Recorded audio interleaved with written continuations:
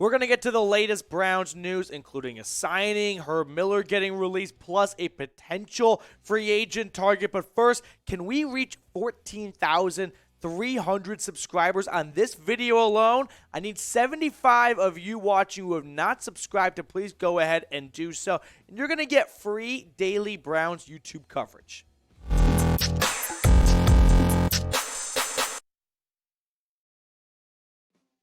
What's going on, everyone? Welcome into the Cleveland Browns Report by Matthew Peterson, here with you guys, breaking down the latest Browns news and rumors late on a Tuesday.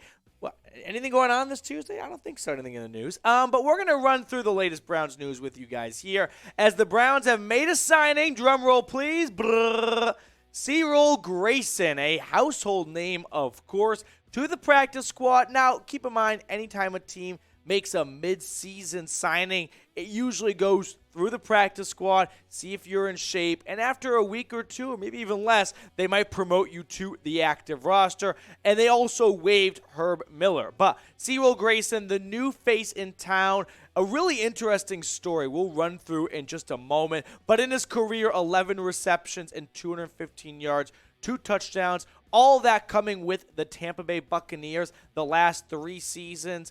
Helps having a guy named Tom Brady throw you the football. But the wide receiver depth chart does not change right now for the active roster. Wouldn't be shocked if Anthony Schwartz continues to be a healthy scratch and Cyril Grayson gets promoted. That is something to watch for as well. But no Herb Miller on the depth chart anymore for the Browns moving forward. Denzel Ward, Martin Emerson, Greg Newsome, Greedy Williams. I mean, these aren't blockbuster moves where it's going to change the starters. But this Browns team at 3-5, any type of move to me signals that Andrew Berry and Kevin Stefanski not happy with the current group of the 53 in the practice squad. So here comes Cyril Grayson.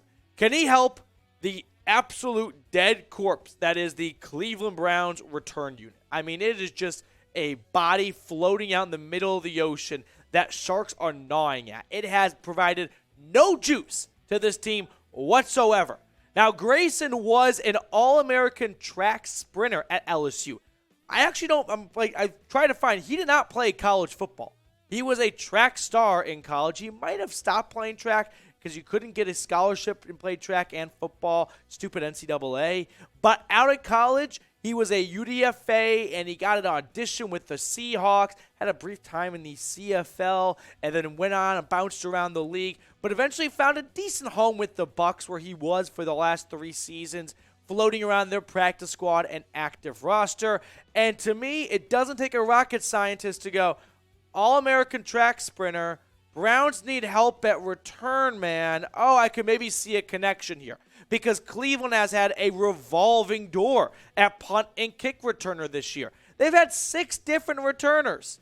It started originally what was supposed to be Jakeem Grant, and I just want to put this out here right now. I'm not going to give Mike Prefer an all-time pass on what's been a pretty pedestrian at best special teams unit all season long. Listen, losing Jakeem Grant sucks, and it still sucks right now. But if there was no backup plan, when you lost him, which, by the way, was early in training camp, it wasn't like it was the day before the season started.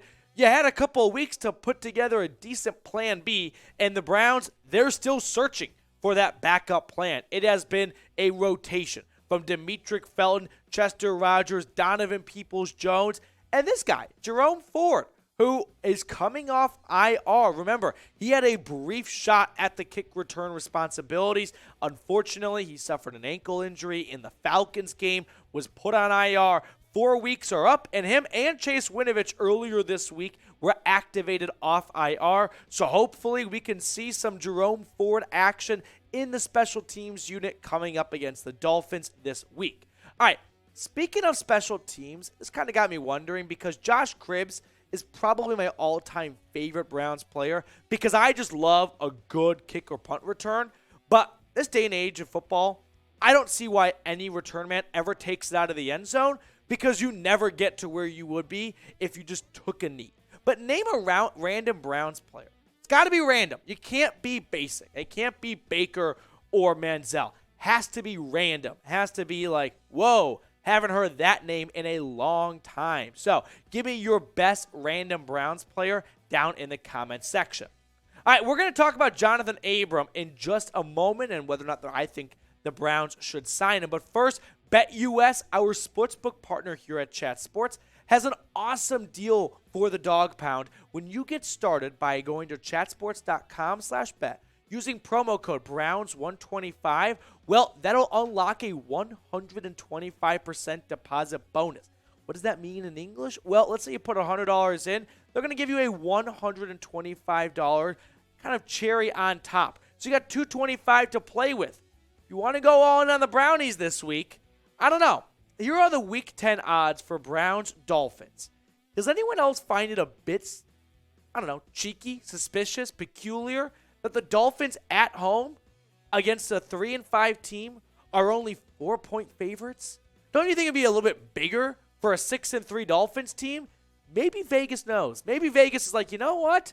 We kind of like the guys by the lake, and we're not going to give the Dolphins a ton of slack here. So I'm going Dolphins. I'm going Browns +4 in this one here against the Miami Dolphins on the road here. All right. Switching gears, let's talk about Johnathan Abram because the big news across the NFL was that Johnathan Abram was released by the Las Vegas Raiders today, former first-round pick, which, listen, the Browns do not have the best track record at drafting, but God bless the Raiders the last couple of seasons because they have completely erased what was a long, horrible run of Browns first-round draft picks by the Raiders going, oh no, we can do way worse. Just watch us. So I've already seen it on Twitter, and I've already had people ask me, Matthew, should the Browns go out and sign Johnathan Abram? No, they should not go out and sign Johnathan Abram. Why?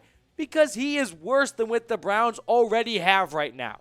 I know Johnson and Delpit are not your best two starting safeties out there. They have proven me wrong. But Johnathan Abram, he is worse. And also, when you get released in the middle of a season, to me, that sort of reflects maybe some character issues. I just don't see why the team would feel the need to make a big change middle of the year if it's not because, you know what, it's not only that you suck right now, Abram, but you're also kind of a jackass in meetings, right? You're showing up late, stuff like that, not in shape. But be the GM for me. I'll give you more of my take in just a second. But should the Browns sign Johnathan Abram? Sign or pass? Let me know in the comment section below what you think the Brownies should do regarding Johnathan Abram. Personally, I'm passing on him. I understand it's always fun to go, whoa, first-round draft pick on the street? Should we bring him in? He can't be that bad, right? Maybe a change of scenery? No, adding worse players to the mix is not the solution. It's only going to make this a bigger problem.